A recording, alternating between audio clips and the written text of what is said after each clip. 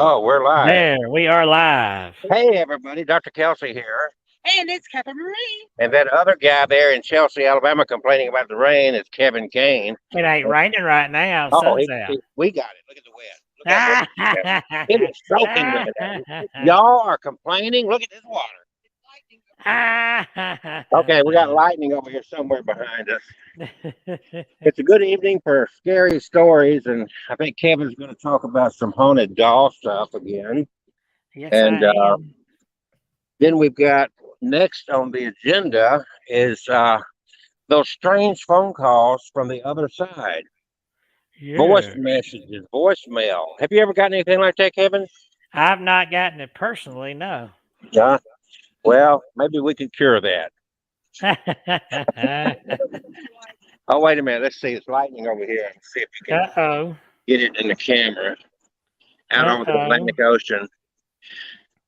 So this platform, this is an awesome thing that we're able to utilize because we're standing down here between St. Augustine and Daytona Beach, Florida. Fortunately, spring break ended, and it's kind of like a ghost town down here right now. As you see, there's hardly anybody on the beach, and the ghost town fits our theme, right? Yeah. So Kevin's going to get us started with his wonderful. Who are you talking to tonight? Was that what you were showing a while I, ago? yeah, I don't have a name for her. She's one I picked up at the Chelsea antique Well, market. maybe we can figure out her name, huh? Yeah, I want to see what comes through because I Did we have figure out not. the name of the last one you were trying to figure out? I don't think. Well, yeah, that. Well, no, last week we had a name for that one before we did Okay. the. As a week or two So, ago. Oh, by the way, we've got a heck of a lineup for next week at my house for the seance. oh boy, Huh? a lineup. People, we're not going to be alone. We're talking about living people or dead people. Combination, we've got Al Capone, we've got Abe Lincoln, Oh, whoever you guys want to try to call up from the other side. But we do have Ashley, who is one of the employees at the castle, Sterling Castle. She's going to join us. And you're going to be there.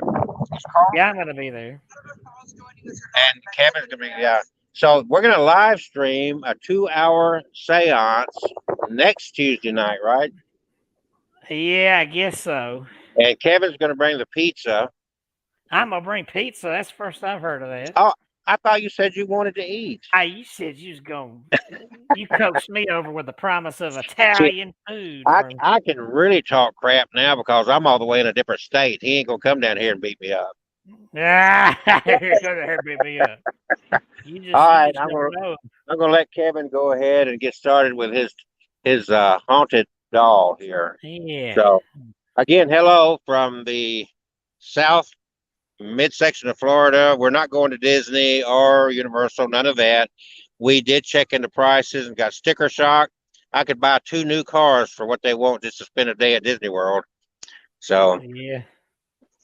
decided we'd rather have this kind of fun. But anyway, short little visit. We'll be home tomorrow night, probably just a one nighter.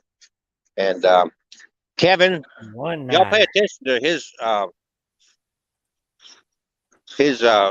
spirit box because he's trying to figure out some history and the name of this doll tonight. Yes, I am. So All how do I right. take myself off of here? Well, here How I do I take you. remove myself? There you go. I got you off there now. All righty. I'm gonna go ahead and start this. And I was gonna use a different camera, but it messed up the sound. Because this camera, I mean, it's okay for talking on, but it seems like the lighting in here just messes with the quality. You see it kind of pixelating over here. It looks like light flashing. That's just pixelating because this camera just, it ain't like they advertised it. But anyway, it's an okay camera. So I got the REM pod. I will say the other camera was not only did it mess with our sound, but it was setting off my REM pod. So I guess now I can use my REM pod. And we're going to do the S box tonight. And I also have the cat ball sitting in the doll's lap. There it goes. See, that's how it looks lit up. And we got this beautiful pale doll here that I found at Chelsea Antique Market here, close to where I live. And there's not any story with her. She just really stuck out to me. They had her behind the counter, and the lady did me a real cheap deal. She kept coming down on the price, so I'd take it. So that makes me wonder. But all right, so let's go ahead and start a S box here.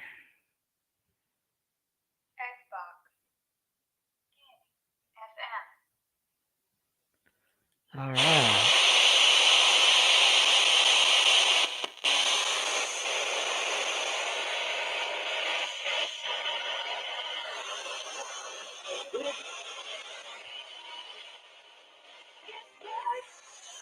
All right. Hello to whoever may be with this doll. Well, something said I need it. Whoever might be with this doll, my name is Kevin, but you probably already know that. Okay, I just saw, I don't know if that showed up on camera, but I saw some kind of light flash right there in her hair just now. Let's go back and look at that. It might have been me hallucinating, but we shall see. She's a very pretty doll. I'm not sure how old she is, but I'm thinking early 70s. Somebody told me it's an early 70s type doll. She's got wooden legs and wooden arms and a cloth body and wooden head. Actually, there's porcelain up here. So is there a spirit or anybody with this doll? Whoa, that was loud. It said all of them.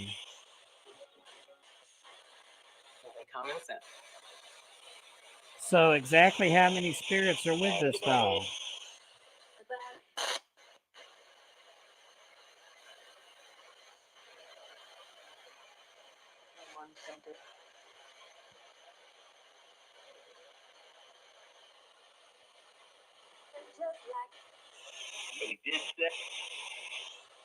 Tell me your name. I just want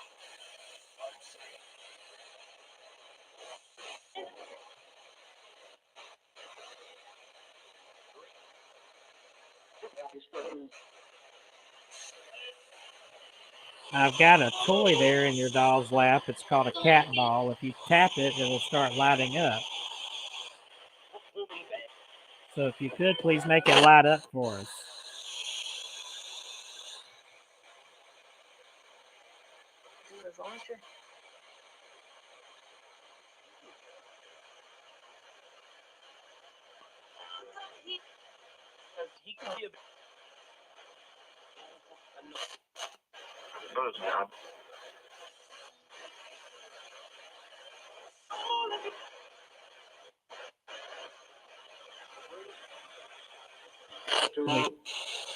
We also have this device here called a REM pod. It's got this metal stick here. If you touch that, his eyes light up. So if you could, please touch that metal stick there and make his eyes light up.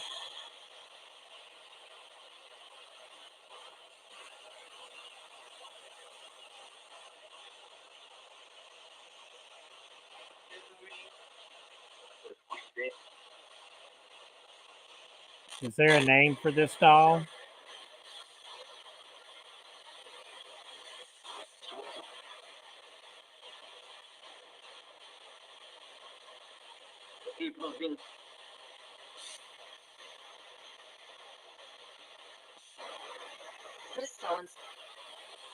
Miss Tullins? Is that what you said?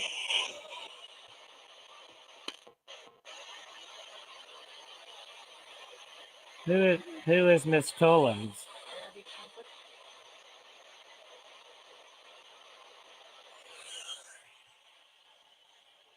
I want to say hello to Omar. He came in early tonight. Look at this. Omar is early. Hello, Omar. And he says, hello there just in time. And he says, have fun, Dr. Kelsey.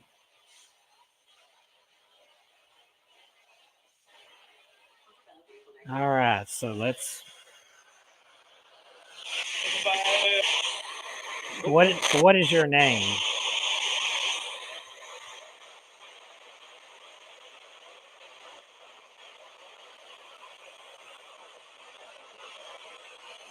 When I asked if there's a spirit with this doll, you said all of them. A guy? Is there a guy spirit with this doll? I'll say for them. I thought I felt a girl spirit earlier too. Is there a girl with this doll?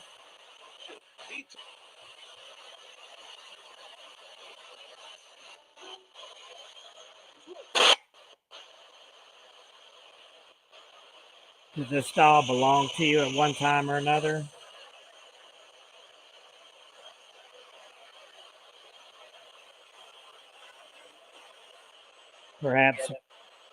Perhaps while you were alive?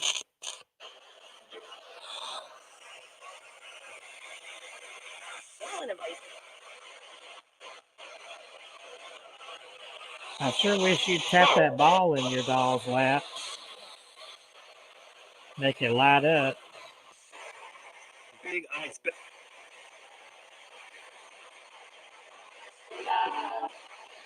Any flavor.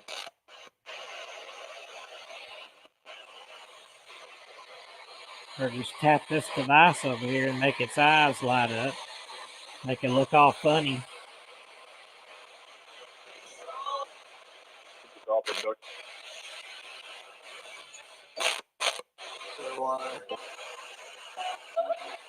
Well, speak to me. What would you like to say to us? I think I heard the SHIT word. Well, you can do better than that. You can do better than that. Tell us something.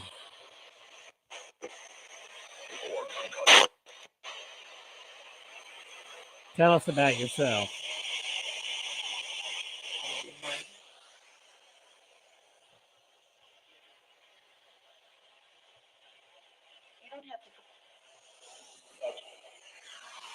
Okay, that sounds like a woman saying you don't have to call. Who do I not have to call? A sign?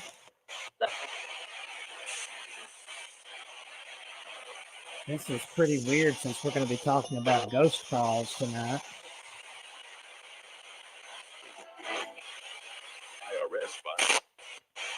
Oh, I heard the IRS. Oh, we don't want to talk to the IRS, do we?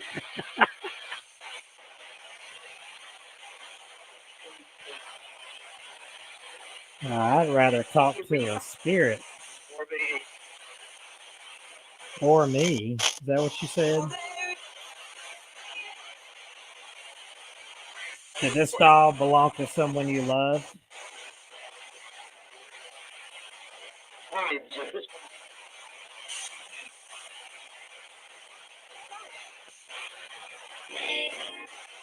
Well, who was that special someone you loved?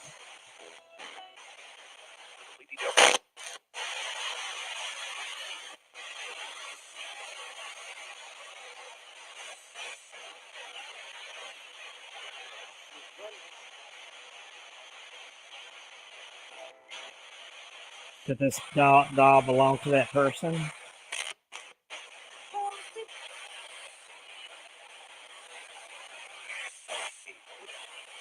Go to Georgia.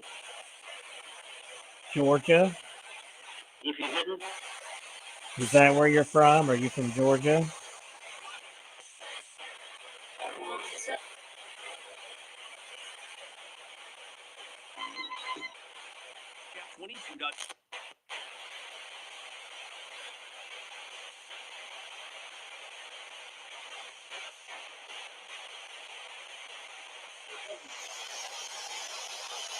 If it's okay to ask, how old are you?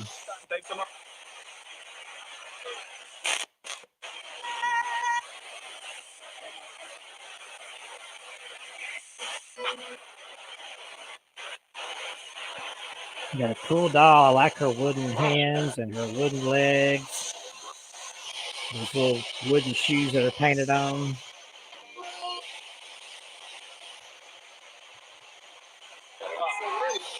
And I think that's real human hair on the doll.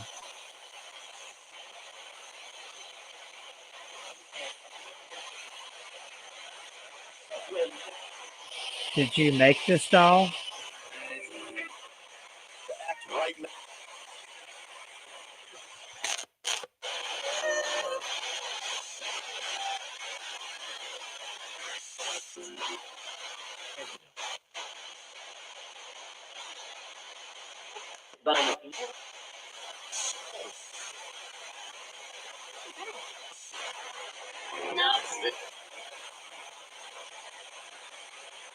That's on .com.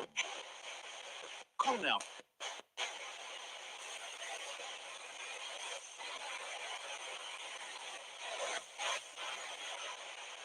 Sound like you want to call somebody. Who did you want to call?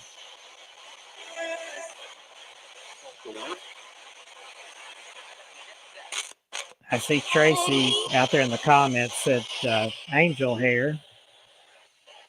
And by the way, hello, Tracy. We see you out there.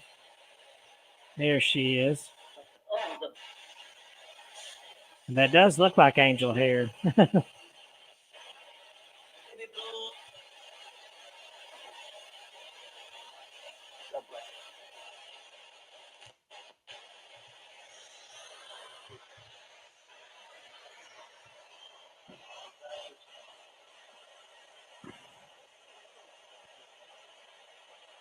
So we got a few minutes left.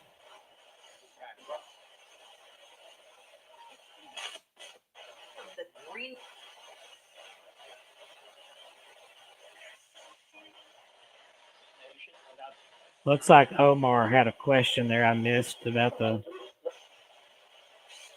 He said I have two haunted dolls who were sent to me from a friend in the U.S. The spirit, who's my dog, can't understand Spanish. It's possible. I'm not sure. I don't know how that works on the other side. If they can understand any language, I would think they could understand whatever language they want to, though. That's my guess. Oh, and Tracy says, "How pretty you are."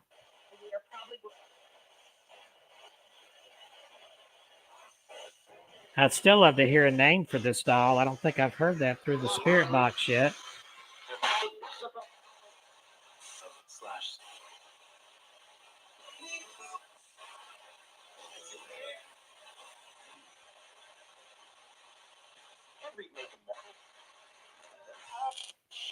This is an S box, in case anybody's wondering. You can find these on eBay, Amazon, ghostshop.com.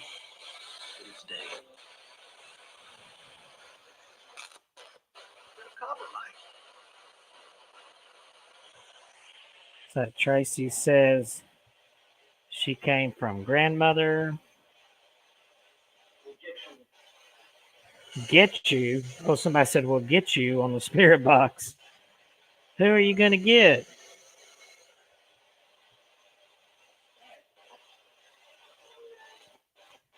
Is your name Susie Q?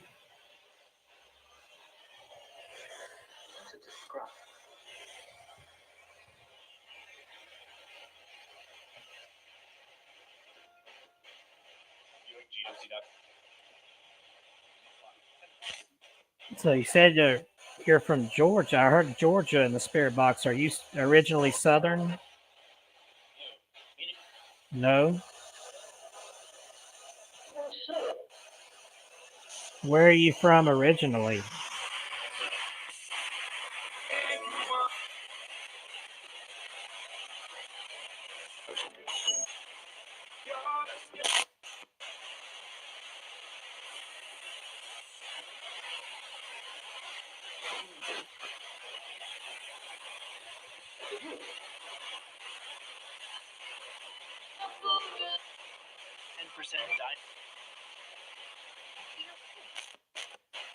The secret. Did someone in your family, was it a grandmother that gave you this doll? Whoa, that was loud. What was your grandmother's name? Then is to Dinner delivered. I've heard a kind of an older female voice come through a couple of times here. What is your grandmother's name?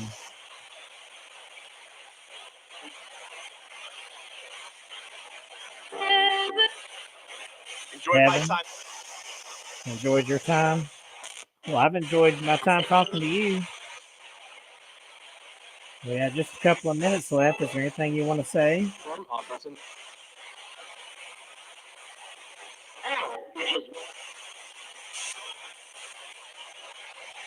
You say it loud and clear next to this little box in my hand here. This one that's got the numbers flashing on it. An advisor.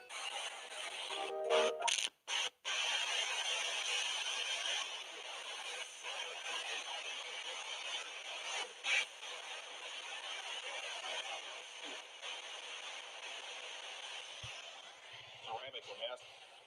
Top 5 story. One night only.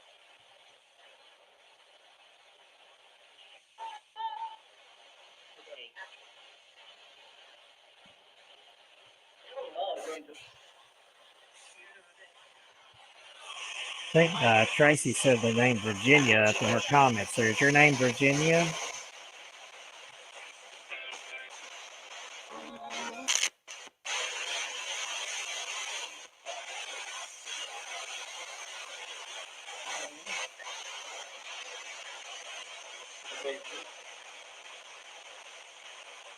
Advise any. They did up again. Magic.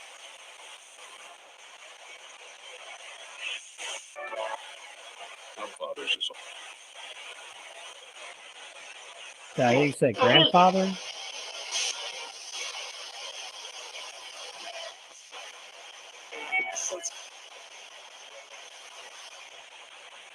Well, speaking of call, this is last call. If you want to say something, we got just another minute for the spirit box. Anything you'd like to say? faith comes to life. Differences. It'd be nice if you lit up one of these items here, but I know it takes a lot of energy.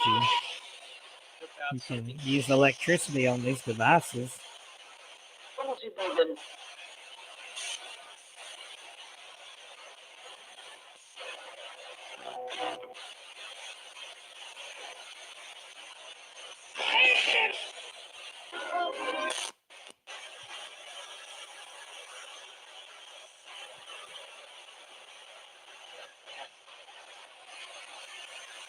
All right.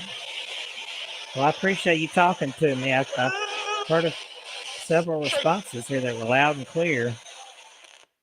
But I'm going to go ahead and turn the spirit box off so we can talk about some ghost stuff.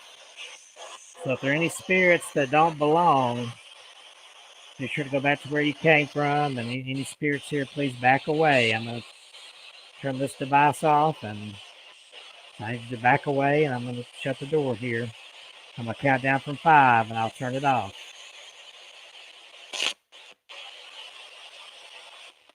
Okay.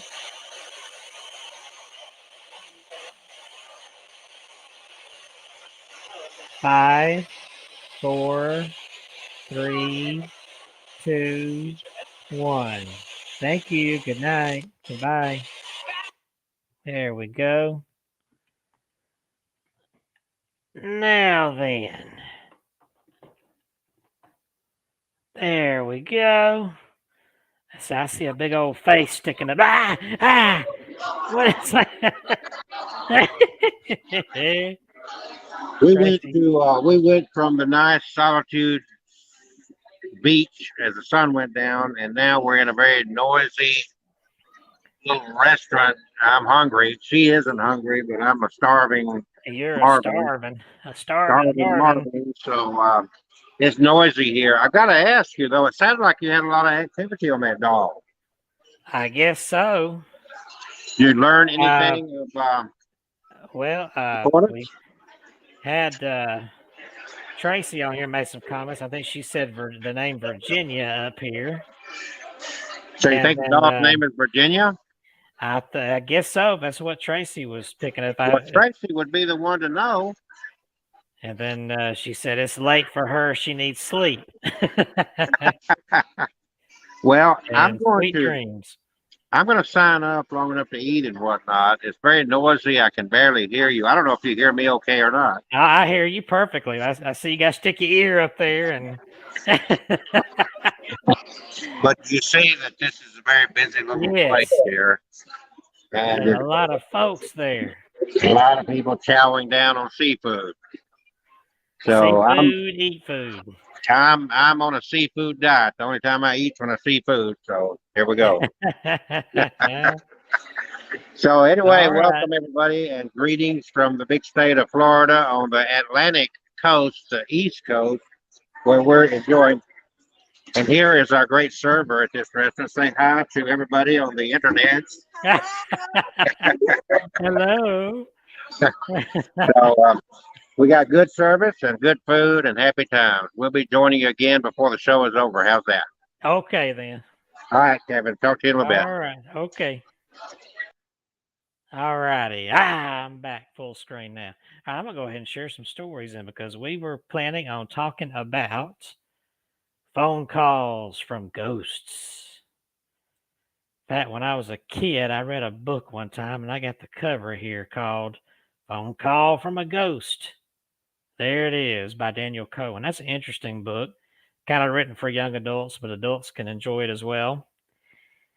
And I think the story in that book is about the phone call from a ghost is derived from a real incident here that I'm about to share.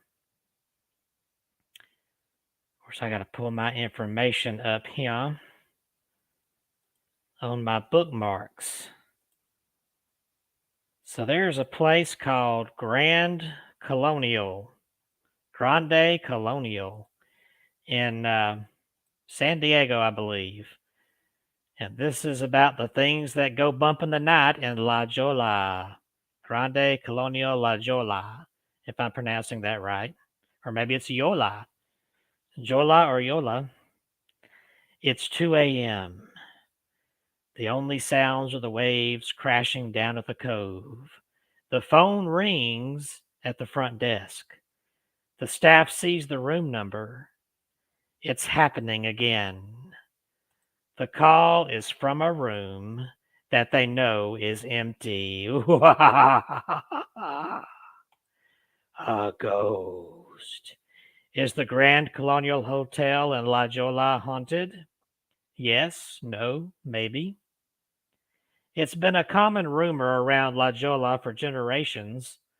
The guests and staff have reported encounters with ghosts in the hallways, stairwells, guest rooms, and kitchen, but no one can know for sure.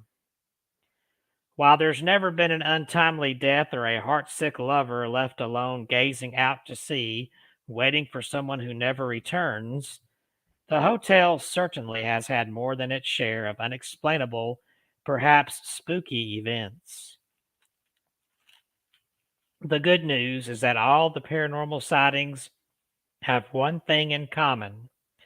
They're always about people having fun. But you be the judge. There's a room in this hotel that is particularly private with a secluded entry. It's been popular with actors appearing in local plays or with people who seek simple privacy and rest. None of the staff can comprehend the reason there are phone calls coming from the room when it's unoccupied. The calls always come late at night, but invariably no one is on the other end. A hotel employee is always sent to check the room, but they have never found a guest there, and the phone has always been off the hook. An employee claims he once saw a figure hiding behind a curtain, but when he got up the nerve to investigate, the curtain fell flat. The window was closed and locked. Could it be the spirit of one Groucho Marx returning for a visit? You all know who Groucho Marx is, a famous comedian actor from early 1900s. I think he did some silent pictures, 1930s, some sound pictures as well. As a regular guest when he was alive, he would stay up late while staying at the hotel, whether he was working or just having a getaway. He would stay up late and convince the night staff there to play along with him. He loved to do gags. Groucho Marx was known for his gags. That's why he was such an accomplished comedy actor. And he would have the staff play along with him when he wanted to be mischievous. So sometimes he would often prank call other rooms and disguise his voice and kind of mess with people. And they would call the front desk. The front desk would deny knowing anything. And sometimes Groucho would prank call the front desk, but they, of course, knew where the call was coming from and they enjoyed a nice laugh. So, fast forward to today and these phone calls that come from the empty guest room where Groucho Marx once stayed. Could it be him carrying on his tradition of phone call gags? As long as this strange phenomenon, there's our favorite word again, phenomenon, takes place only when the room is empty, management is happy to accommodate whoever or whatever it is, especially if it is the ghost of their late friend, Groucho Marx. Not all the mysteries are of the unseen in this hotel. Some involve reported sightings. Late one night, a couple dressed in formal attire were seen in a hallway. The man was wearing a tuxedo, top hat, white scarf, and a cane, and the lady was wearing a cream-colored gown. According to a staff member who offered assistance, they turned a corner and just disappeared. There were no unlocked doors, no windows, no way out. 1 minute they were there, and the next they were gone. Perhaps it's this ghost that has been, or these ghosts that have been making those creepy phone calls from the empty hotel room. Another night, a guest reported seeing a soft, glowing presence in her room. It was a young woman with brown hair wearing a light lace dress. The guest thought the apparition's name was Abigail, although we don't know how she came up with that. Many stories collected over the years involve the kitchen of this hotel. Stoves are mysteriously turned on and off, cabinets open and close, and one time 2 staff members reported seeing a frying pan moving around. Reports of the paranormal were more frequent when the restaurant was being remodeled. Perhaps the ghosts could not find their favorite foods easily, but ever since the restaurant opened a few years ago, there's been more peace in the kitchen. There have also been many reports from guests and staff about rooms in the North Annex above the bakery. To this day, people claim they hear loud voices, heavy footsteps, people running down the stairs, and doors swinging open and closed for no reason, all after the bakery was closed. What is now the bakery was once 2 apartments. In one lived 2 young women, and in the other were 2 young men. Apparently, they were well known for throwing wild parties. Evidently, they enjoyed themselves very much because they are still at it today. The hotel continues to receive complaints from the guest rooms above the bakery, but the outcome is always the same.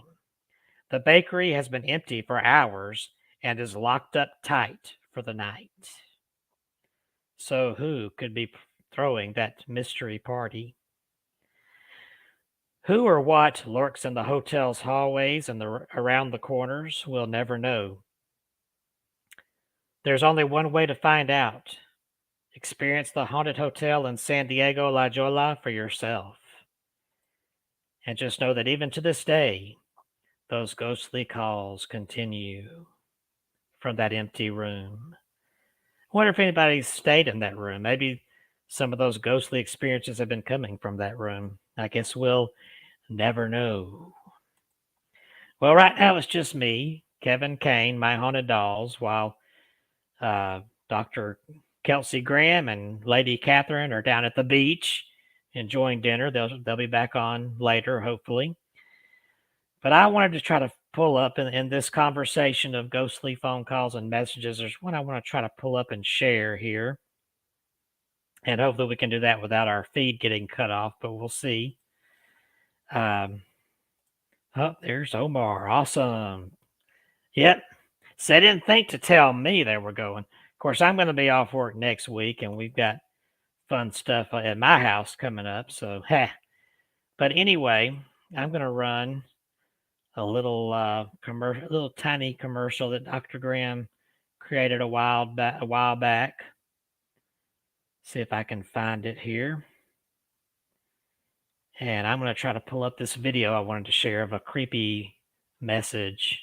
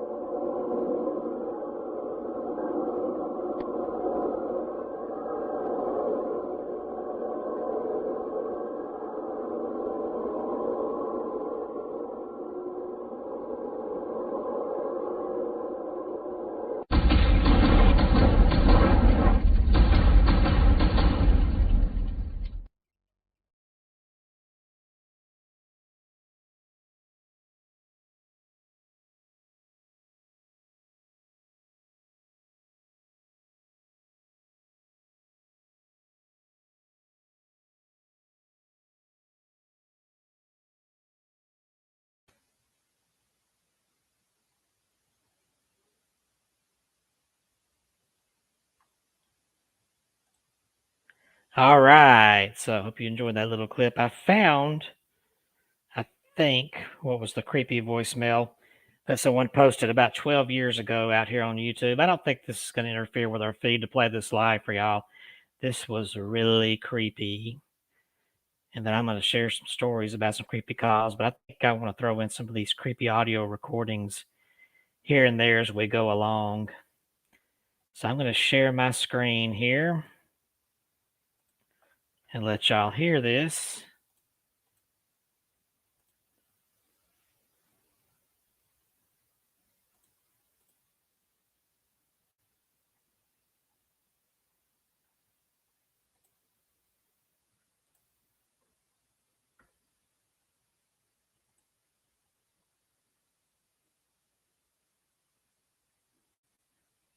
Let me start this beginning. I want to make sure y'all read all this. This is a creepy voicemail that I actually received on a CD in the mail from someone named John Colbert.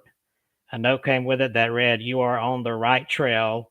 You may wish to get off the trail while you can. I honestly do not know what it means, and it may be fake, but I present it here in its entirety to let you decide." And there's his contact information there if anybody knows what this is. First skipped message. This is an important message from AT&T to discuss your wireless service.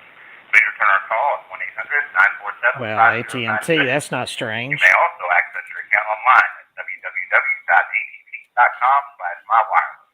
Again, our number is 1-800-947-5096 or 611 from your wireless phone. Thank you for using All right, AT&T. come on. End of message. To delete this message, press 7. To save it in the archives, press 9. To hear more options, press 0.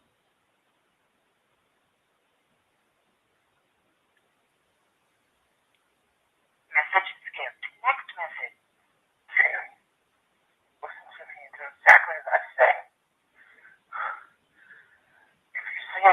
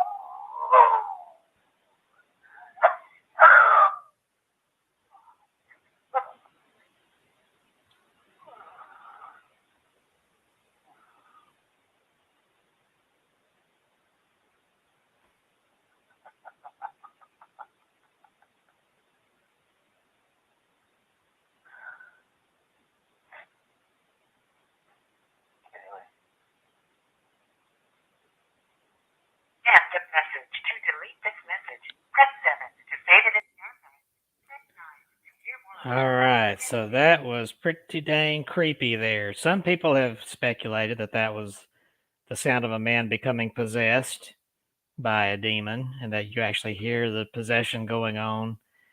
And that's why it's warning, if I come to your house, don't answer the door. It's not me. Others say he's transforming into something. But where did this mystery CD come from? Or is it just fake? Which YouTube people post fake stuff all the time, so you can never tell what's real and what's not out there. So you have to really be careful and watch out you don't fall for some of that fake stuff out there. So now I want to share some stories in this here video about spooky calls from beyond. I have a book about phantom messages here, and I wanted to read some of these stories for you. That's what I'm going to do here. So just sit back, sit tight, and enjoy a couple of these stories here about phone calls from ghosts. Ooh.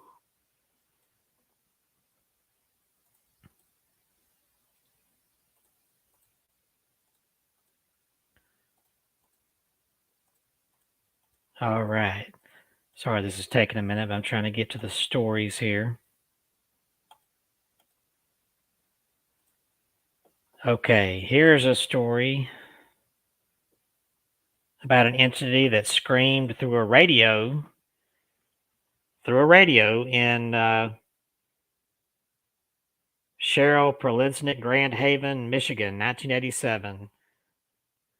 When Cheryl was 16 years old, she left her grandmother's house in a 1975 Buick Electra Limited. She was driving fast with the radio blasting heavy metal. At the end of their dirt road was a set of train tracks for freight and commercial trains. Cheryl explains, as I get closer to the tracks, I heard a man's voice screaming on the radio over the song that was playing. He was yelling, "Stop!" And it was coming right from the radio. The voice was so loud it startled me. I realized I was too close to the train tracks. The yell was in time for me to realize the impending crash. So I slammed on my brakes and the car skidded to a halt, just as a train crossed my path. I sat there in the car for a while to compose myself and stop shaking. It was not in my mind. No, this was an actual voice from the radio that I heard. So this was a car radio that this message came through, which that is absolutely possible. And that does fit right in with our stories here of messages from beyond. They can come through radio, they can come through phone calls. Some people have claimed they've gotten calls from spirits. There's that call. I believe there's a story out there, and I might find it here right quick, about a call that was received from a mausoleum, I believe, or not a mausoleum, but from a grave, I believe. And I'm not sure if I can pull it up here right quick, but there was a woman who installed a phone, or had a phone installed in the mausoleum she was going to be buried in, because she was afraid, she had a fear of being buried alive. I'm not sure where this took place, and it's probably an urban legend because the story's been around for decades. So who knows where it came from? But she had a phone installed in her grave, in her tombstone, just in case if she was ever, if she was buried alive, if she could break out of her tomb, she could call somebody for help. Well, eventually the woman did pass on and she was laid to rest in her mausoleum. Several weeks went by and her daughter received a phone call. When she checked the caller ID on her phone, it showed the call was coming from the number of the phone installed inside her mother's mausoleum. When she answered, She very shakily said, "Mother." On the other side, on the other end of the line, she heard static and some sort of light whisper, but she couldn't make out the words. She listened and she kept saying, "Mother, is that you?" But only static came in response, and suddenly the call ended.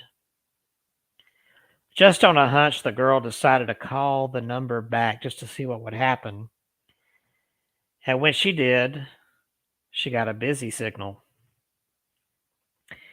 Out of fear, she called the authorities and said, "We probably should go out there to check the mausoleum." She explained quickly what had happened, and she said, "It's possible somebody broke in who knew about the phone and is playing a prank on me. So I want to make sure, if nothing else, everybody's okay, or everything is okay there." So the police agree to meet her out there. They get to the mausoleum. It's locked up like it should be. No sign of break-in. I think they had to get the caretaker there with a key, somebody there with a key to unlock the mausoleum. And they went inside. The mother's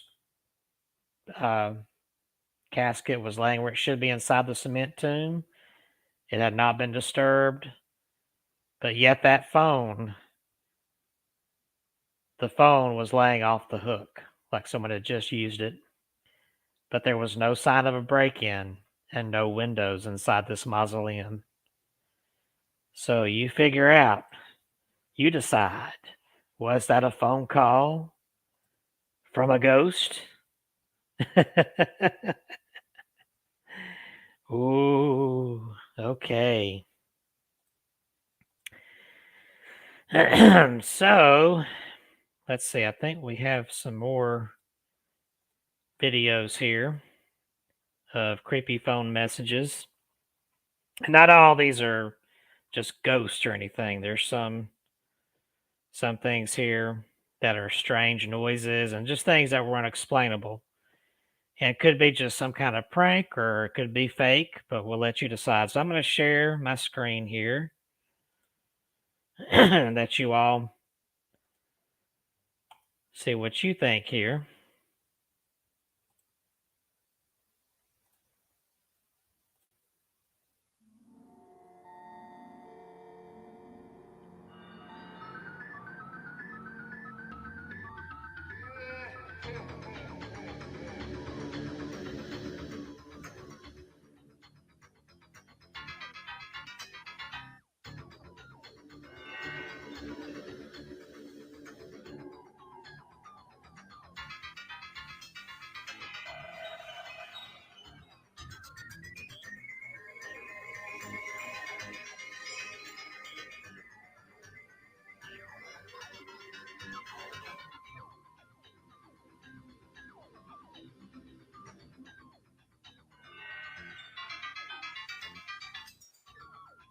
(6:01 a.m.)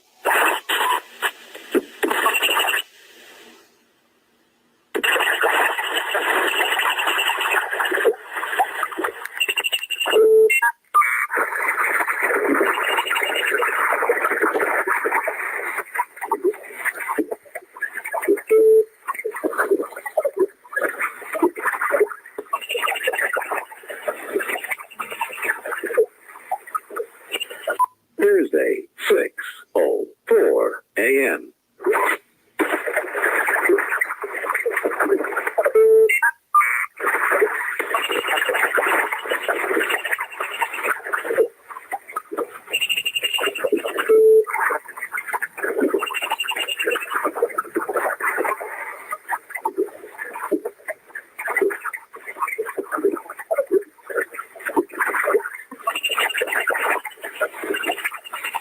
End of messages.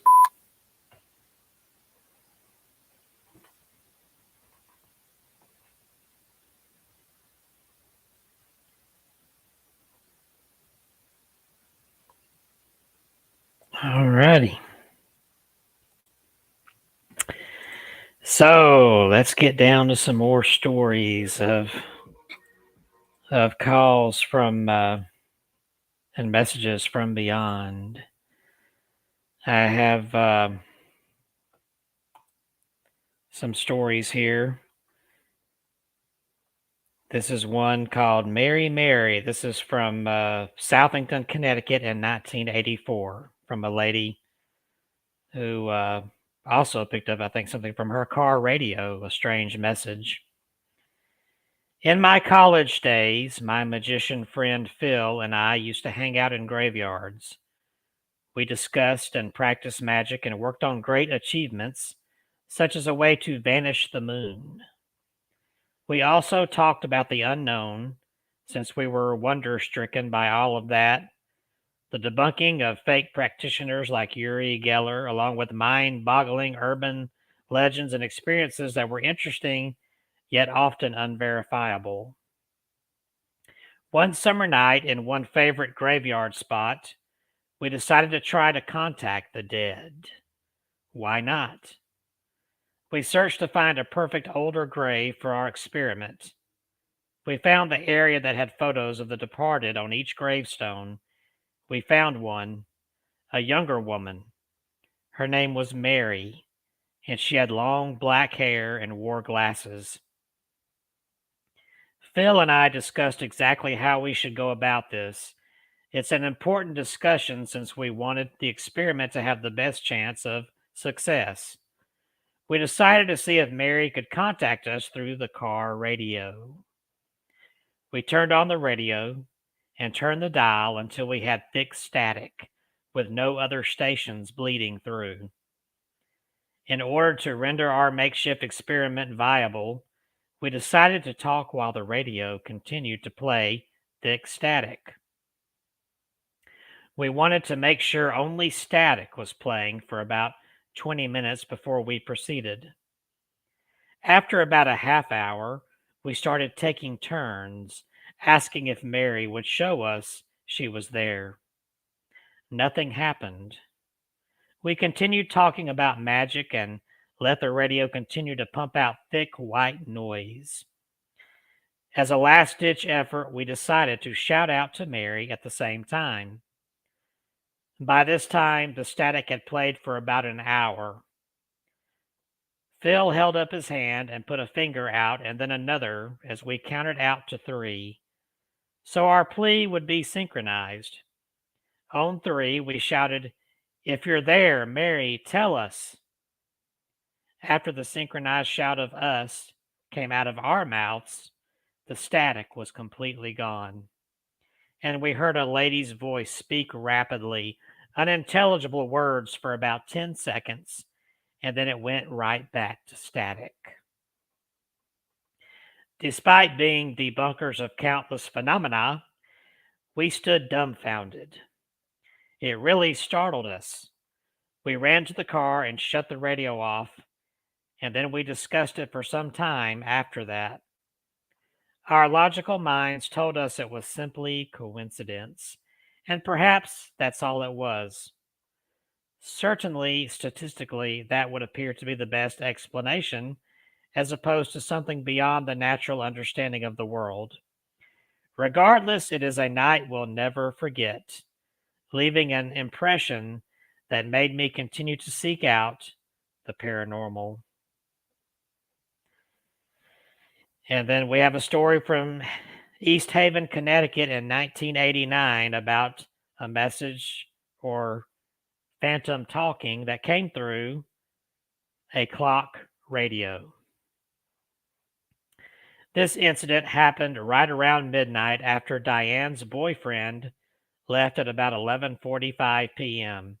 She was 25 years old at the time and all alone in the house reading. Her parents were on vacation in Atlantic City, New Jersey. Without warning, the AM/FM clock radio on the night table beside the bed came alive on its own, turned on, and a male voice, not a happy sounding voice, yelled, "Don't move!" She looked at the radio, startled, and said, "What?"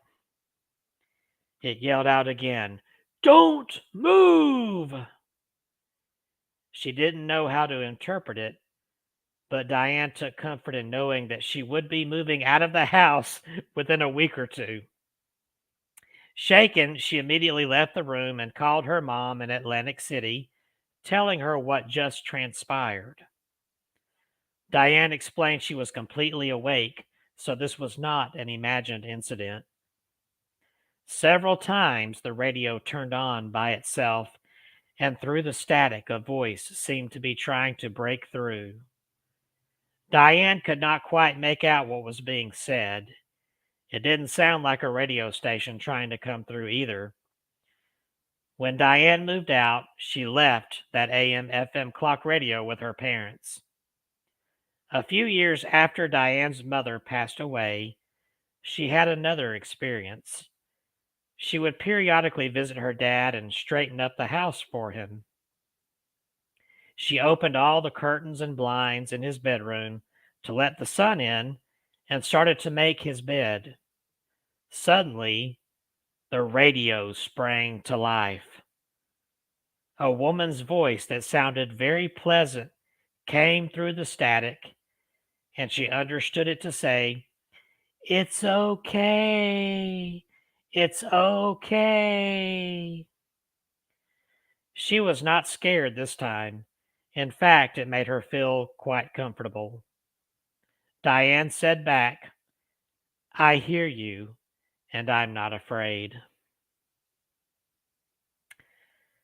All right, so let's see what other types of mystery messages we have here.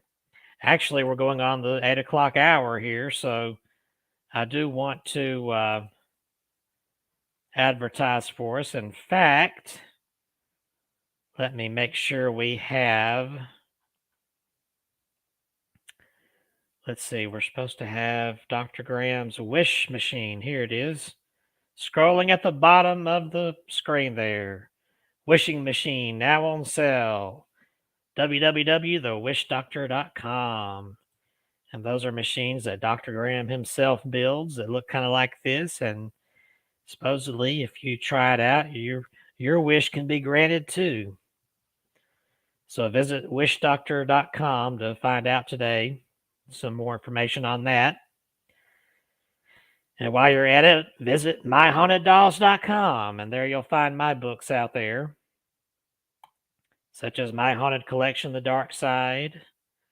I have supernatural novels out there like Crimson, The Blood Painting, which is a true story about a haunted painting that I have from Salem, Salem, Massachusetts, the alleged home of witchcraft. And this painting actually hung in the home of a practicing witch. And it was just such a good, creepy story and a neat item in my collection that I decided to spin out this paranormal novel based on that story. And I have my new book out there, Dark Awakening and Other Tales for a Midnight Hour. These are some of my original short horror stories that I've collected. And this book is the first book I've had out that's actually in hardbound. You can get that at Amazon. Just be forewarned, it can take a few weeks to get because I guess they're slow in printing right now. But it's also in paperback and it's on Kindle if you'd rather read ebook. So be sure to check that out today. Or just go to myhauntedDolls.com and I can give you an autograph. I can send you an autographed copy if you purchase one out there. And Dr. Graham has his own books out there, mainly Dating the Dead. You can find that at datingthedead.com. I think that's his most popular book, even though he's got a few others out there, or several others, really. But Dating the Dead and Spectrophilia is the book out there to check out. All about strange dating stories out there in the paranormal world. You've got stories of someone who allegedly had a relationship with Bigfoot. There's another about a relationship with a ghost. There's one about a relationship with a freaking car.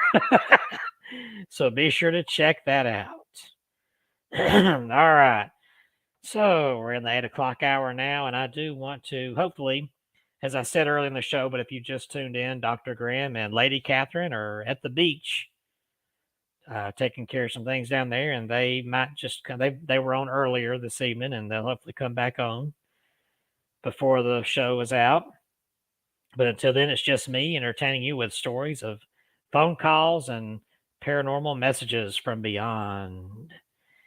And I want to share another video out here, a call. Here's one, a creepy voicemail from an unknown caller. So I want to share this one with you.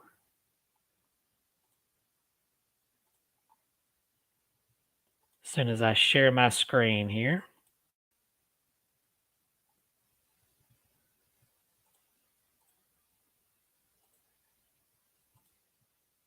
Okay, so regardless, I made a mistake on the time frame.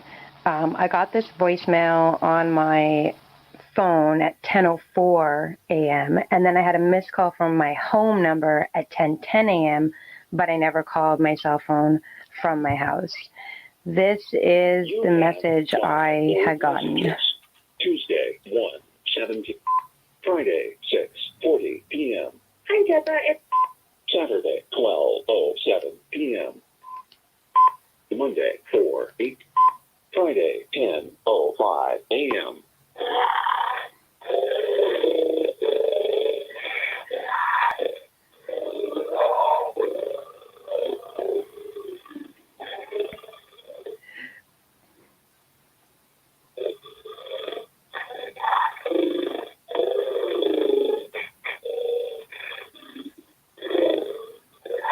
See, there's some real.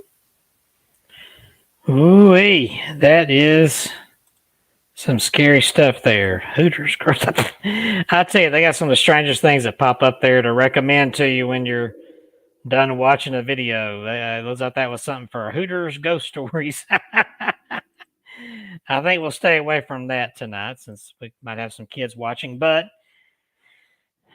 as we share these stories of phone calls and messages from different places,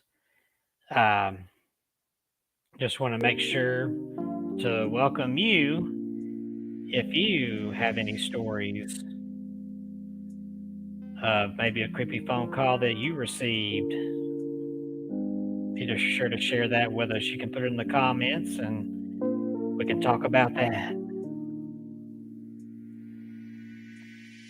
There are many stories out there of phone calls and texts and messages from beyond the grave.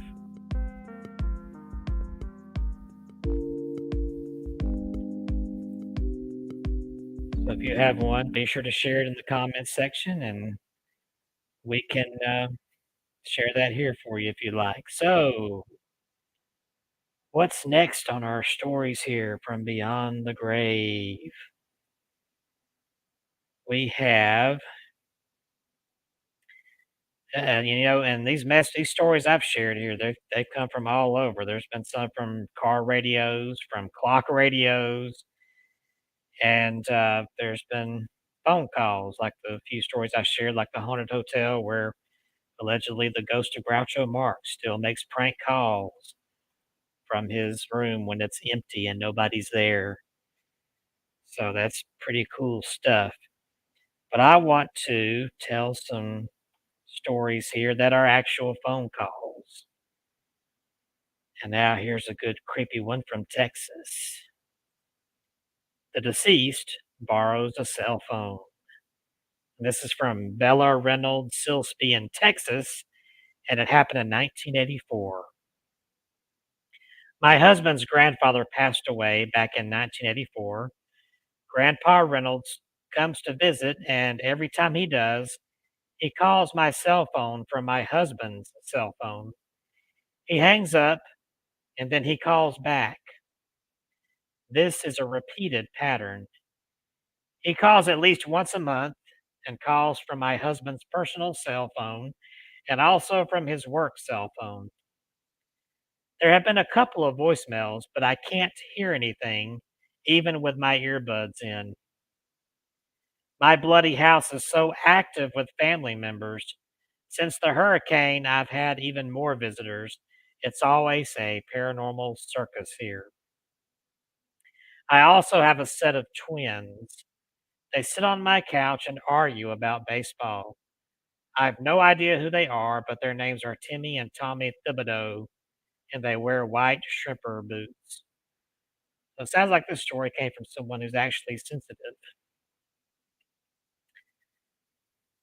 And let's see what's next on the creepy phone calls. Here's one about calls from an abandoned office in Bridgeport, Connecticut back in 2010. Bob is not involved with the paranormal. After his father died, he received a call from the General Electric service shop where his dad worked for 35 years. That sounds normal, but there is a twist. The shop closed soon after his father retired. The call originated from his father's old extension 2618. The building was completely empty, and for security purposes, General Electric bolted all the exits shut and they shut off the phone and electrical service. Bob told us, "I have no idea what happened. I am content thinking that Dad might just be saying hello to his boy via these mysterious phone calls from the abandoned office." That's kind of a nice little, kind of a sad story there, but it's nice to know that his dad, even in spirit, can reach out somehow from beyond and let him know. All right, let's see. Here's one called Buried with Her Cell Phone. This is from England, from a story in Blackpool Gazette in 2008. A man from Lancashire, whose house has a reputation for poltergeist activity, claims he's being haunted by text messages from his dead wife. The Blackpool Gazette reported on March 27, 2008, in an article entitled "Man Believes Dead Wife is Contacting Him on Mobile." 12 years ago, 59-year-old Frank Jones had his home on Windsor Avenue, Thornton, exorcised after a malevolent spirit dubbed The Thing had already driven one terrified family from the house. Now it turned its attention on Frank and his wife and children. In 1971, the previous residents, the Ross family, excuse me, told the Gazette how the Thing had pulled at their bed covers while they were asleep, and they sensed a vile smell and felt something breathing in their ears. Jones moved in 20 years ago, solidly skeptical about the legendary presence, but he soon changed his mind. He says, "I just thought they were imagining it, but there was a lot of banging and an earthly smell in the house. Then one night I was lying in bed and a mist came from across the room. I wanted to shout out at it, but I could not get any words out. My face seemed to be paralyzed. It all got too much for me when that happened." Jones's 30-year-old daughter Maureen confirmed that the Thing turned on faucets and thoroughly ransacked the house. She recounts, "You think people are exaggerating until you experience it. I was home alone one evening and suddenly heard these footsteps coming up the stairs. They went into my dad's bedroom, and then I heard all the cupboards banging open. It sounded like burglars." An exorcist from Fleetwood Spiritualist Church attempted to cleanse the property of the spirit they thought was trapped between two worlds. Peace then reigned at Windsor Avenue until 5 years ago, when Jones suffered a double tragedy: the death of his son Stephen at age 32 from a brain tumor, and wife Sadie, who was 69, 3 months later from a heart attack. Jones explained, "Just after Sadie died, I came home and I felt like I did not want to go in the house. I got a missed call on my mobile, but it did not ring. The call was was from my own number, my home number, but there was no one in the house. When I went inside, There was the smell of cigarettes, which Sadie used to smoke, and the smell of her perfume. Jones says his family has since received strange SMS messages, which they believe to be from Sadie. He concluded, "She always had a mobile with her. We buried her with her phone. There have been messages with words Sadie would say, but there's never a number." Now, I think I heard somebody creep in over here. Ah!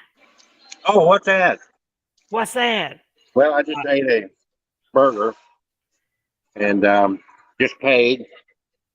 So I thought, okay, I'm gonna take Kevin for a ride here. You gonna take me for a ride? I'm gonna take you for a ride, brother. He's gonna take me for a ride. I've been We emptied Sharon. out. We emptied out the restaurant. I hope you didn't pass gas to do that. No, that was Catherine's job. I know you've ridden in a car with her, so you know what I'm talking about. Yeah. Look, all of you. She had a choice finger for you. A choice finger. I didn't see that finger. You like birds, don't you? Butterfinger. You like birds, don't you? I like chicken. I like fried chicken. I like fried quail. I like quail. That's good. Well, here we are, right here. You can play. Where's that sign? Can you see it? Miniature golf. Miniature golf. Miniature golf. Yeah, you like miniature golf? Yeah, I like miniature golf. Oh boy, I'm not good at golf.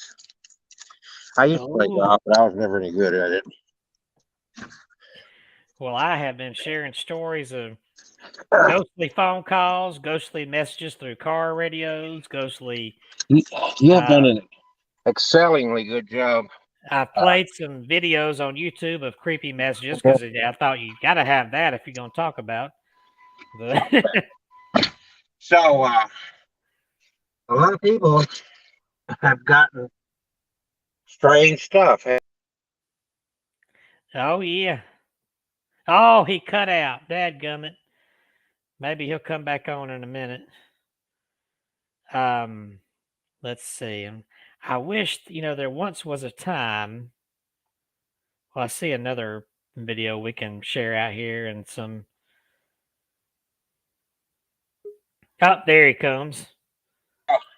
Pushing buttons here. You're pushing buttons there. I'm a button pusher. Oh, he's driving. He's going to drive and talk to us at the same time. I can multitask. Oh, he's going to multitask. Yeah, he's dropping. Ooh, that was a good meal, man. That was worth coming to St. Augustine just to eat that hamburger. I bet it was. You like hamburgers, don't you, Kevin? Yeah, I do. I don't like McDonald's. I'm talking about some real beef. Oh, I know what you mean. I love good old beef, good old Angus beef burger. Oh man, I don't. I'm like that old lady in the Wendy's commercial. Like, where's the beef? Yeah. Because it's like, no, I don't like it soybean burger stuff.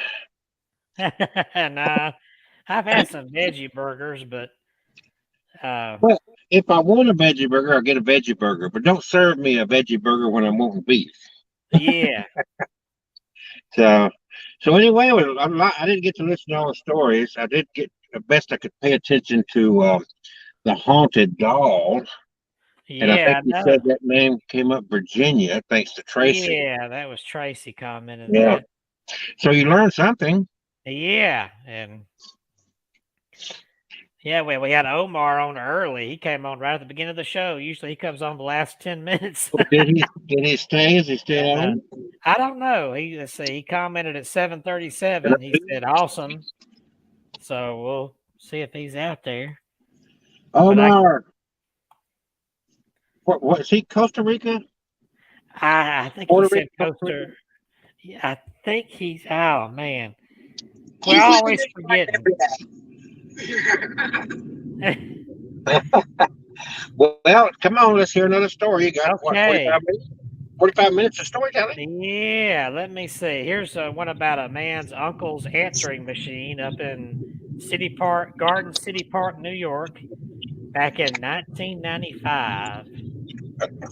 It says in June of 1995, we were at dinner celebrating for my uncle, or a dinner celebration for my uncle Ivan, who passed away a few months earlier at only 58 years old.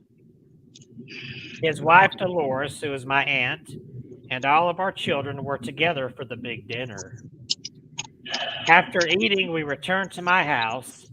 Everyone who attended the dinner came back to my house except a few of the children. The answering machine was blinking with 3 brand new messages. The first 2 were just friends of mine, but the third message gave us chills and left us speechless.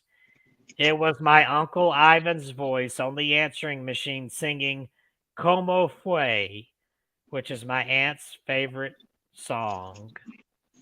We believe it was an anniversary call to her from him from beyond the grave. Oh, start spreading the news. Little down blues. Yeah. It's a brand new start of it in old New York. If you can make it there, you can make it anywhere. It's up to you. Come on. And now, let's see. We've had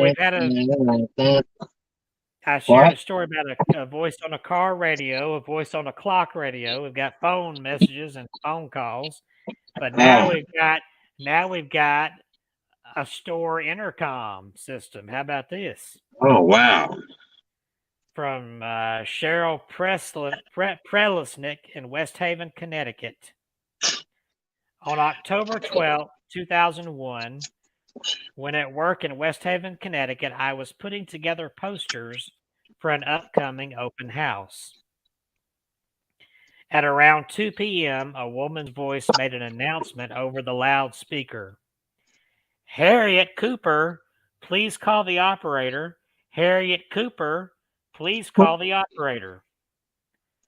I smiled, lifted my head, and thought to myself, that is Grandma's name. It was strange because the announcement was abnormally loud. I thought perhaps the lady just turned up the volume all the way. I did not think about the incident for the rest of the day. The next day, which was Saturday at around noon, I received a call from my mother. She was clearly upset, and I could tell she had been crying. I asked her what was wrong. Clearly shaken, she told me, your grandmother went into a coma yesterday. I'm sorry for waiting so long to tell you, but I could not call yesterday. At that moment, the announcement on the intercom from the day before flooded my thoughts. I asked Mom, do you know what time she went into the coma? Do you know the time? My mom said, oh, that's a strange question. Why do you ask? I did not answer. I could not help but repeat the question until finally she said, well, it was around 2 p.m. I sat there in shock, then told her what happened the day before. Without hesitating, I quickly said, well, I guess she called the operator. In unison, we both laughed and cried. My grandmother passed away 3 days later on October 16, 2001. Oh, looks like we lost Kelsey again. So, tell you what, I want to share some more creepy and mysterious phone calls from the dead on videos, so you're not just having to hear me talk about it. Hopefully you two won't mind this, but I do want to share. And here we go. Share my screen here.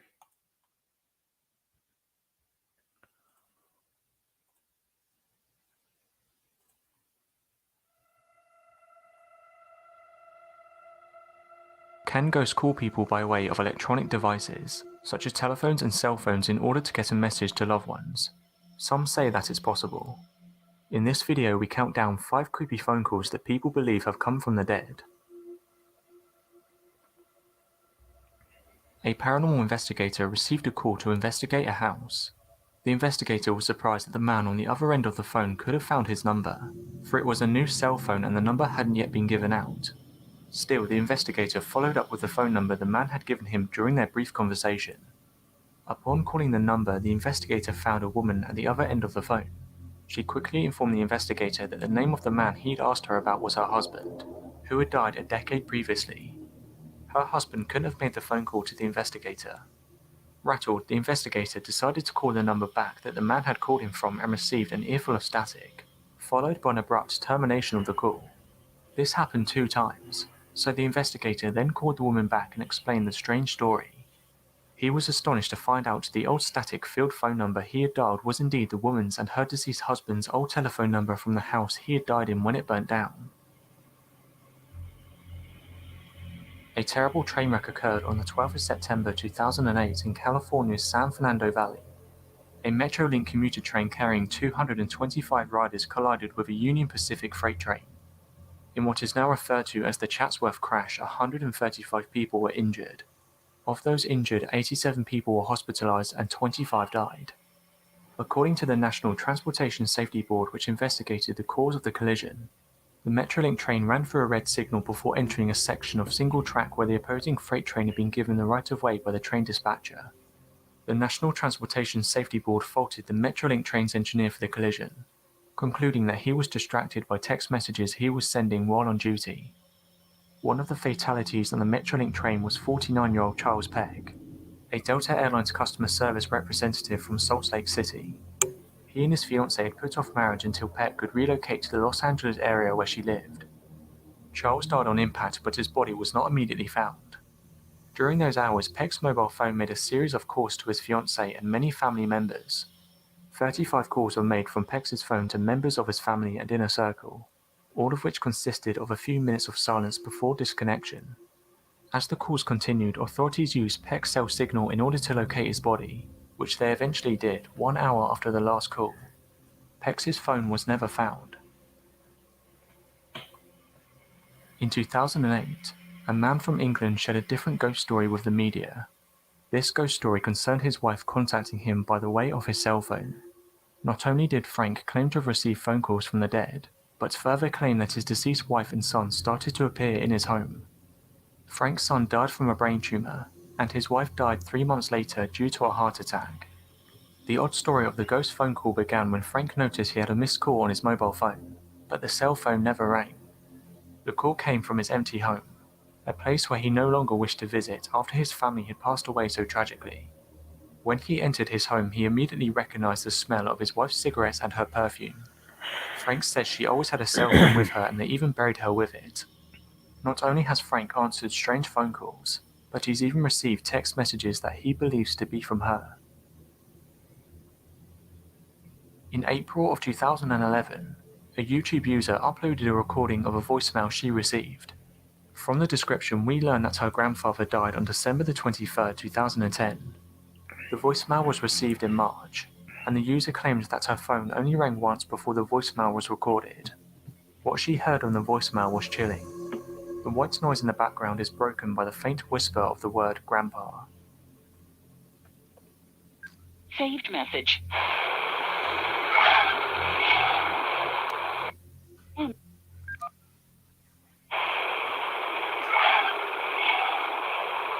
Saved message.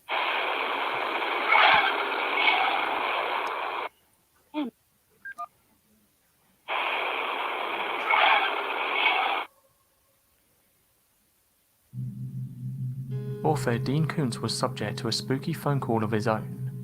Koontz was in the office when the phone rang. The voice on the other line was faint and female, and it only spoke 2 words, "Be careful." Koontz asked who it was. His number was unlisted, and it was a very strange way to start a conversation. The voice did not answer, but just repeated the warning 3 more times. After he hung up the phone, Koontz reflected that the voice sounded eerily like the voice of his deceased mother. 2 days after this phone call, Koontz was visiting his father in the facility where he lived. Apparently, his father had purchased a fishing knife and sharpened the blade to become razor sharp. When Koontz entered the room, his father moved to stab him with the knife. A few onlookers saw the altercation and called the police. Koontz was able to wrestle the knife away, and stepped into the hallway just as the police arrived. The police told him to drop the knife, but Koontz tried to tell them that he wasn't the one they wanted. They asked a second time and he thought of the phone call. He realized that they were going to shoot if he didn't comply. He dropped the knife, believing that the phone call was a warning. So that was 5 mysterious phone calls from the dead. Thanks for watching, and don't forget to subscribe for more countdown videos. All right, I thought that was pretty good. Little collection of videos there of creepy stories there. That last one, Dean Koontz, that's one of my favorite writers. I didn't know he had a ghost story of his own there of a creepy phone call. But that I like that clip they played of the grandpa voice caught on. I guess that was a voicemail. All right, I've still got some of my own stories to share, but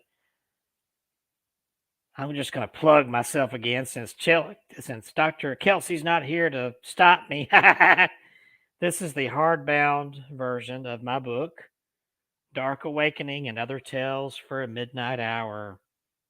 Available at myhauntedolls.com. You can get an autographed copy, or you can go on Amazon books. Go to Amazon or Kindle. They also have of course, it's in paperback and it's in on Kindle. But if you like, it's got my little picture on the back. But these are a collection of short stories that I wrote, original short stories that are creepy, scary stories for a midnight hour. I like the picture, that creepy looking window with the light coming through. It's almost like someone is standing out there looking through and stalking. Ooh.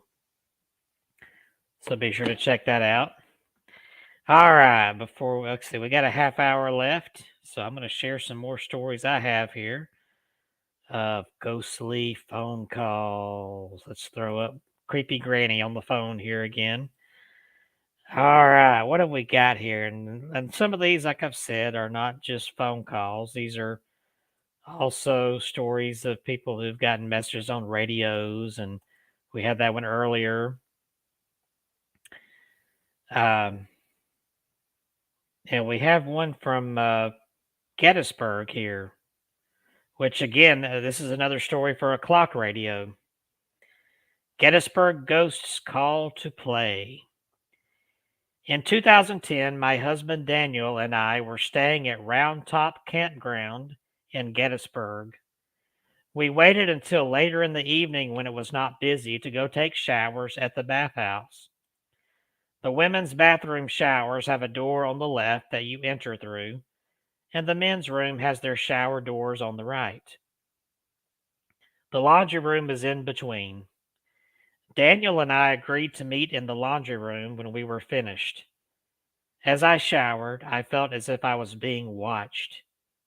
But I was the only one there. When finished, I dressed and started brushing my hair at the mirror. I heard children laughing and running about in the laundry room. Being overtired, I hesitated to go into the laundry room because I just wanted quiet time. I decided to enter anyway and found the room empty. I told Daniel what I heard and felt, and that when he was finished with his shower, I wanted to return with my camera. We went back to the RV, got the camera, and returned to the laundry room. The photos looked normal, but I kept feeling the presence of a young girl. I informed her that I was not going to hurt her and asked if she wanted to play. After a few minutes of nothing happening, we returned to the RV and went to sleep. The next afternoon, I was with Daniel and speaking on the phone with my sister. Suddenly, in the middle of my sister's sentence, the line went dead. My sister's voice was replaced by the sound of a little girl merrily laughing and giggling. I immediately knew it was an identical match of the voice I heard in the bathroom the night before. I asked, "Who is this?" trying to get her name or a response. She giggled and laughed again and then said, "Wanna play?" Daniel was sitting so close that he also clearly heard the little girl. I was perplexed. I did realize what was happening at the moment, but it took me a few minutes for it to register and for my mind to grasp that this was really taking place. The little girl's voice then said, "I invited you." Her words came slow and dragged out. It was a very eerie sound. She continued, "I'm going home." This was followed by laughing and giggling again. At once I called my sister back. She did not hear the little girl on the line. She only heard my voice the entire time. From my end, however, I could not hear my sister at all. I only heard the little girl's voice.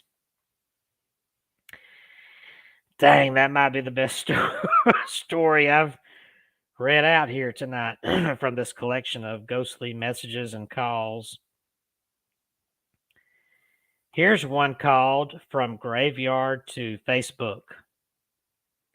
Austin, White Plains, New York. We're going back to New York with this one. 2010.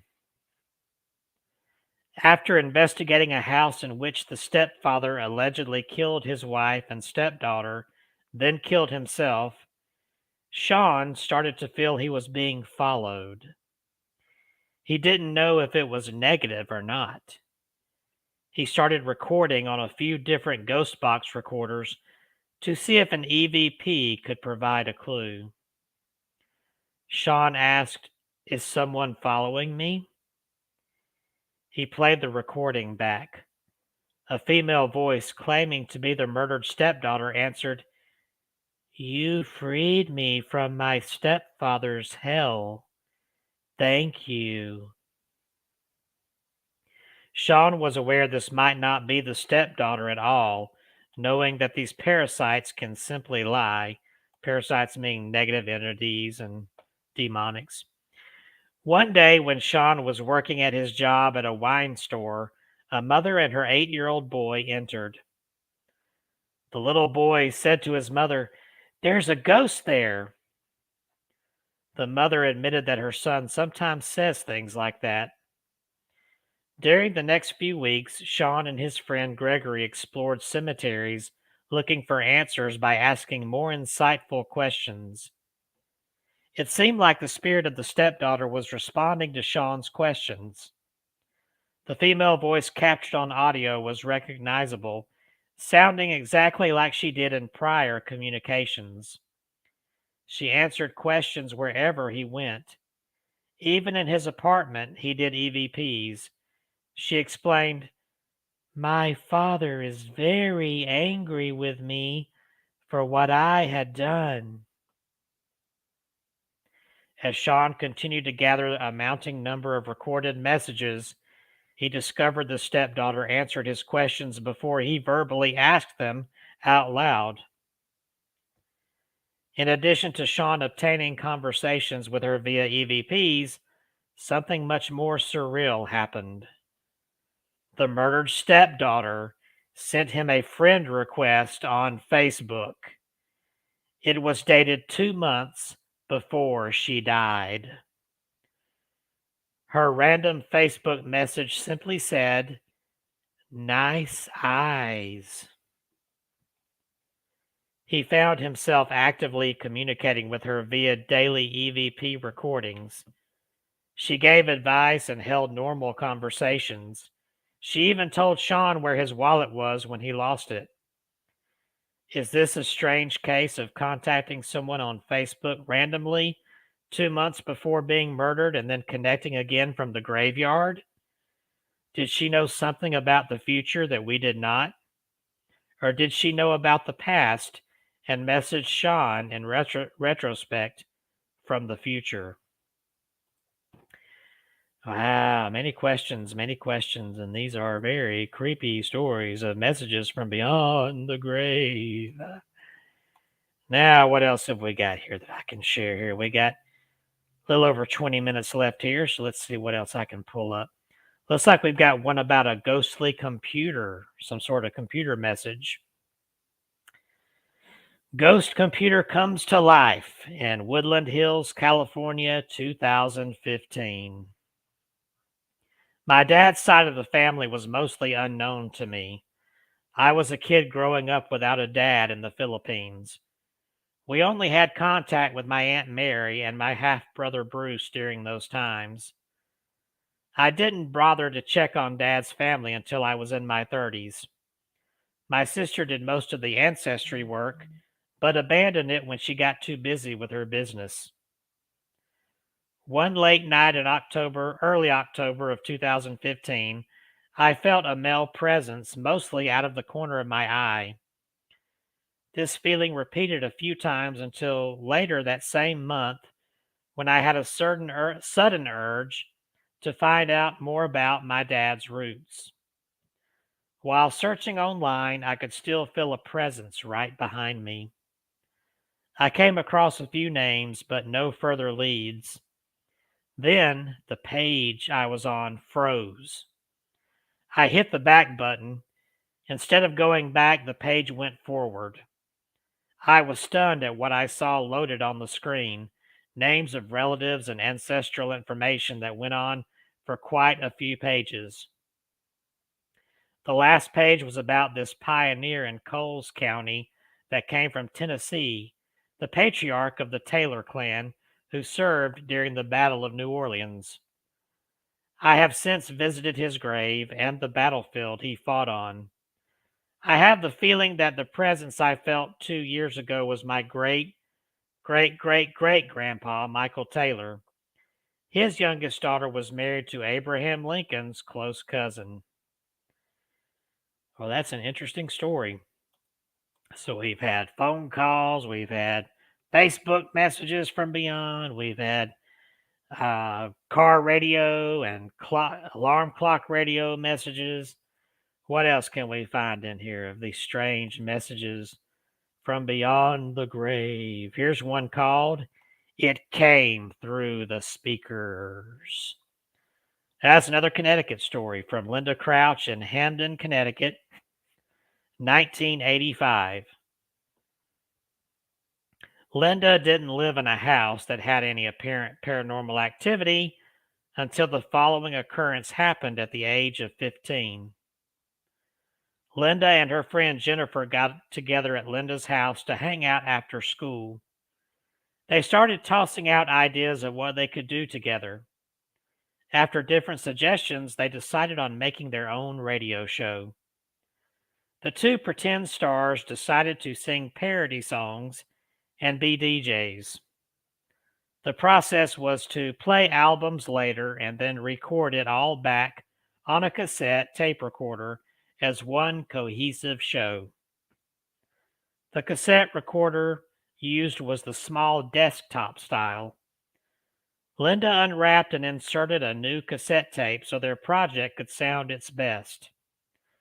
The disturbing phantom message came at around 3 p.m. And notice this is during daytime. The two friends sat on the floor by the foot of Linda's bed, only a few feet from the record player.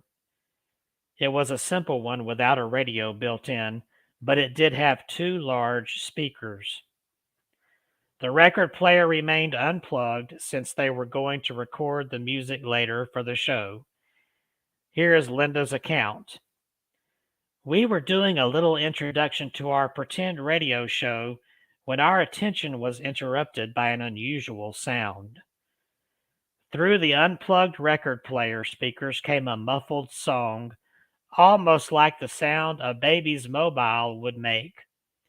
It was Home on the Range. I also would describe the sound like it was one of those wind-up music boxes playing it, which made it even creepier. There were no lyrics, it was just an instrumental. The music played for only 10 to 15 seconds. Then we two startled teens looked at each other. Jennifer said, Lynn? Lynn? Well, the two girls immediately ran down the stairs to her father, who was the only person home at the time. Since they were recording the show, they had it recorded on cassette tape. So they regained their composure and decided to brave a trip back upstairs to the bedroom. The tape was played back to see if the song was recorded. It was there, and they were excited. Then the recording turned stranger. A few seconds after that, you hear feet running down the stairs, and a voice followed the eerie music. Linda explains it sounded like a tortured voice saying, "Let me out." Just those 3 words, but very stretched out. It was either a woman's voice or a child's voice, and it sounded very far away. Still, the voice was clear enough for the words to be obvious.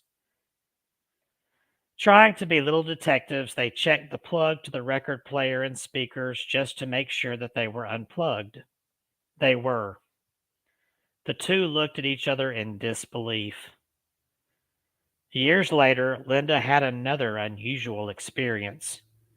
After she was married, the couple moved to the 2nd floor of a 3-family home that belonged in her family. Her grandmother lived on the 1st floor, and her Aunt Clara lived on the 3rd floor. Periodically, the couple would argue, and Aunt Clara was always disturbed when they did. They could hear her yelling at them from upstairs. For a wedding present, Aunt Clara bought the couple a music box with 2 swans on top. She presented it to them by telling Linda that swans mate for life. They only have one partner. If their partner dies, they have been known to die from a broken heart. Aunt Clara sadly passed away in July of 1999. But about a month later, the couple was arguing over something trivial. During the heat of their exchange, items began falling off the shelves. These items were nowhere near the edge, and it seemed unlikely for them to just fall over.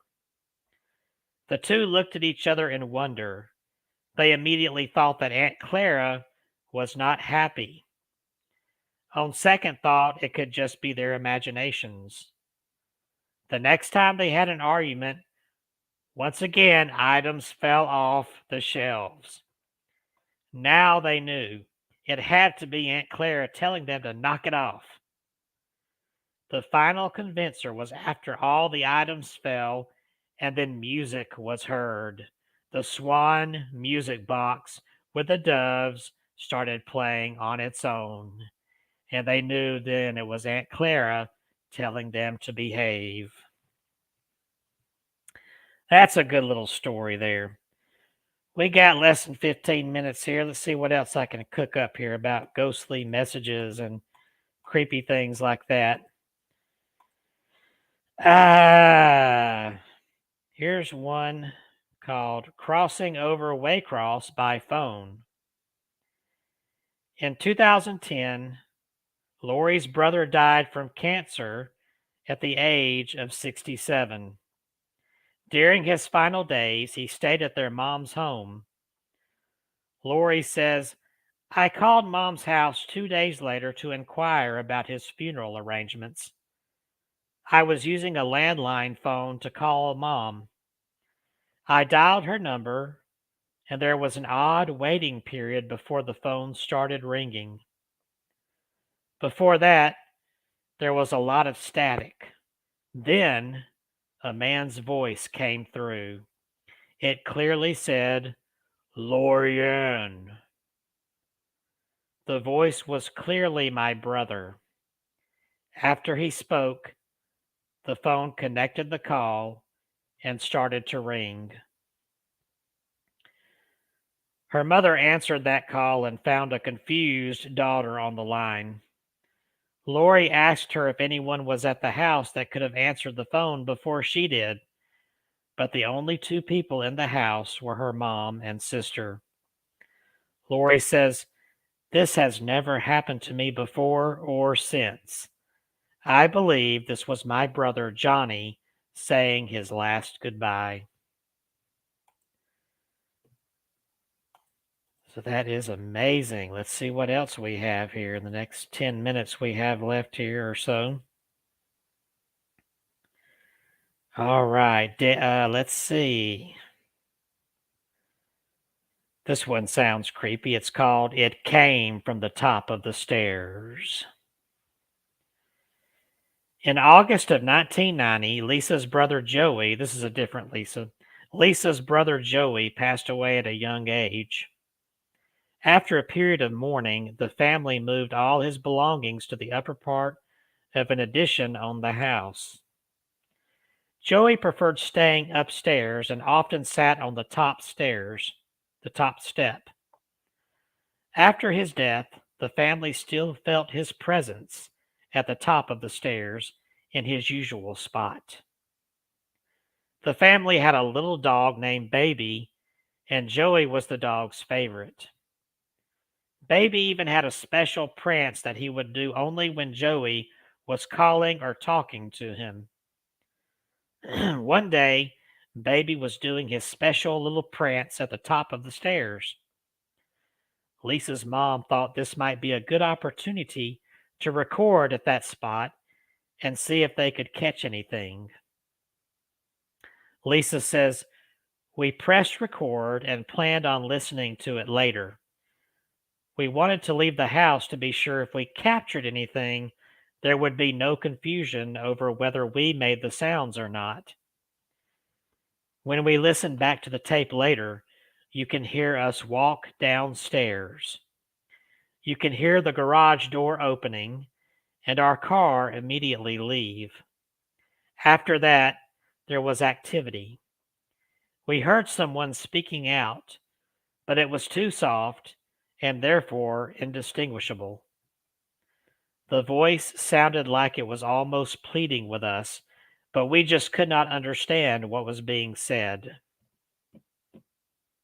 It's important to mention that Joey was learning to play bass.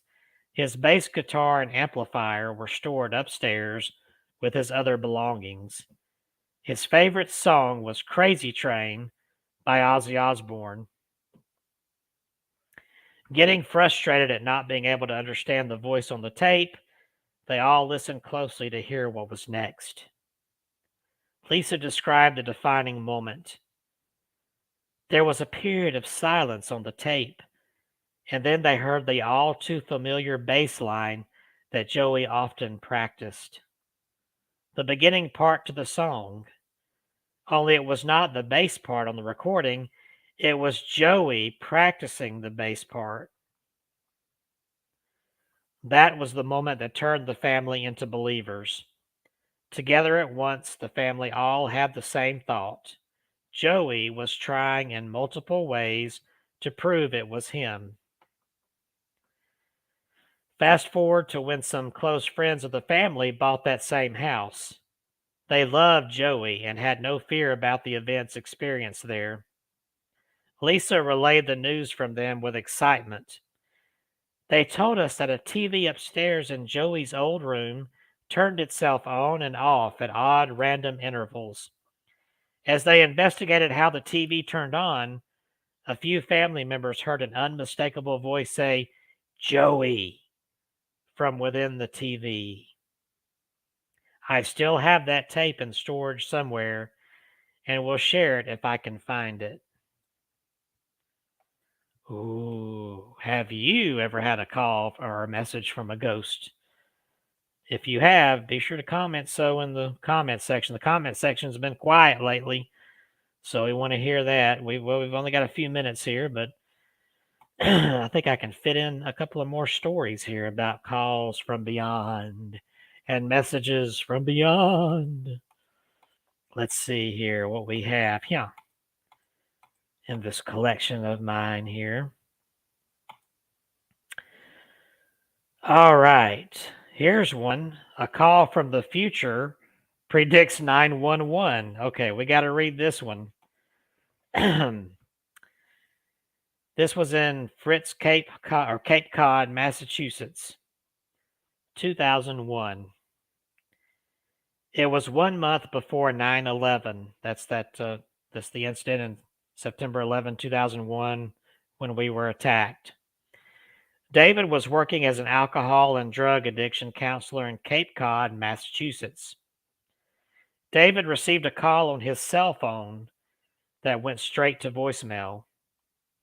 He checked the message for a callback number and time, but there was none.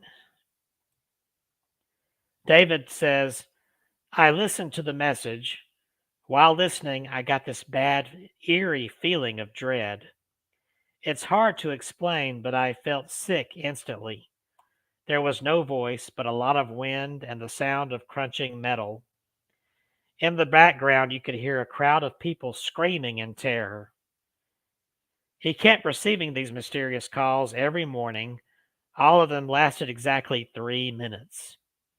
The calls were so puzzling that David played the messages to his girlfriend at the time and 3 of his close friends. He didn't tell them what he thought they would hear or feel. He just asked them to listen to the messages he received. Unanimously, everyone heard the same disaster scene, and they were too filled with trepidation. One friend couldn't even bear to listen to the entire message. These frightening calls came from an unknown source, prompted David to get rid of the cell phone and get a new phone with a new carrier. The calls finally stopped, and the mornings were once again uneventful. All of that changed on the morning of September 10, 2001. David received one last call the morning before the towers came down. As usual, the call went right to voicemail. The same exact message was on his new phone. Soon, David would discover that those sounds of metal and screams may have belonged to the terrorist strike the next day on September 11, 2001. After 9/11 occurred, no other calls have been received. David and all of us may never know if they were hearing a disaster yet to come in our time. We do know that it resonated in David and the others who listened to it as an experience they will never be able to forget. True story. And that just gave me the willies. Wow. It's hard to believe it's been 22 years or 21 years this September when that happened. Okay, what have we next on the list? In the last couple of minutes, I can tell one real quick here. I remember this story about the train crash victim who called his loved ones 35 times. San Fernando Valley, California, 2008. On September 12, 2008 at 4:22 p.m. in California's San Fernando Valley, a commuter train going 83 miles per hour collided with a freight train. There were 225 people aboard. It became known as the Chatsworth Crash. 135 people were injured and 25 died. The engineer was busy texting and failed to yield to a red signal. The train ended up on the other track facing off to a Union Pacific freight train coming from the opposite direction. Charles E. Peck, a 49-year-old customer service agent for Delta Airlines, went to Los Angeles for a job interview at Van Nuys Airport. His goal was to be close to his fiancée, Andrea Katz, of Westlake Village.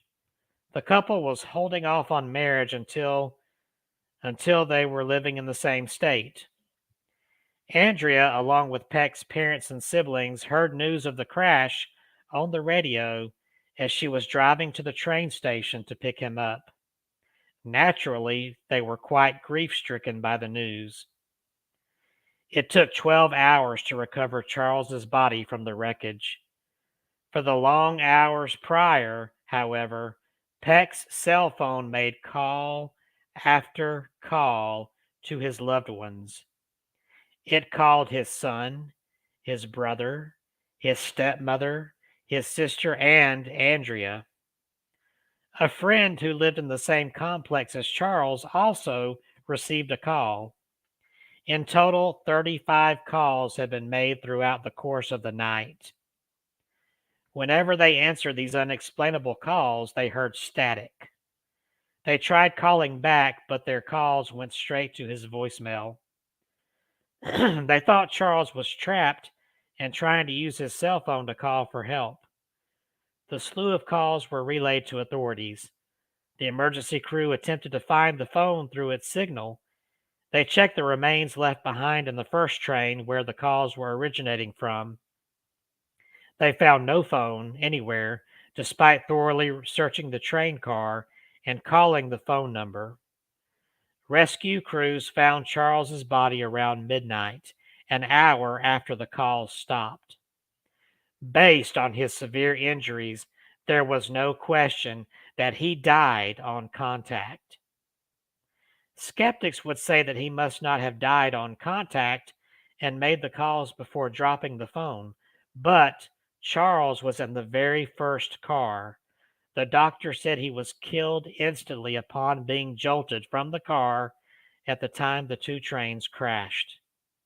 Not only was it impossible for him to stay alive for hours making phone calls, but he would not have survived for even one whole minute after the impact. With that theory disproven, all that was left were the strange repeated calls to different family members after he was already dead. The cell phone was never recovered, and no one is sure how the calls were made from a train car that was not occupied and had no living survivors near it. Everyone was questioned and no one made the calls, but someone or something obviously did. Perhaps it was Charles saying goodbye for a final time. Ooh. Well, folks, that is our show. Don't forget to visit myhauntedDolls.com and check out my books out there. My newest book, Dark Awakening, that has original short, scary stories that I wrote. In fact, the first one is more like a novella because it's kind of long. Be sure to check out Dr. Graham's books, including Dating the Dead at datingthedead.com, and his wishing machine at that address that's been scrolling at the bottom of the screen there for most of the show. We will be back next week, all of us here this time, and we will have a little special gathering at Dr. Kelsey's house live, and he's going to attempt a seance and some other communications. So I hope you enjoyed tonight's stories, because next week we may just have some live communication from the other side. So tune in next week, same time, same place. Until then, peace out, happy hauntings, and thank you for watching Abnormal Alabama. Good night.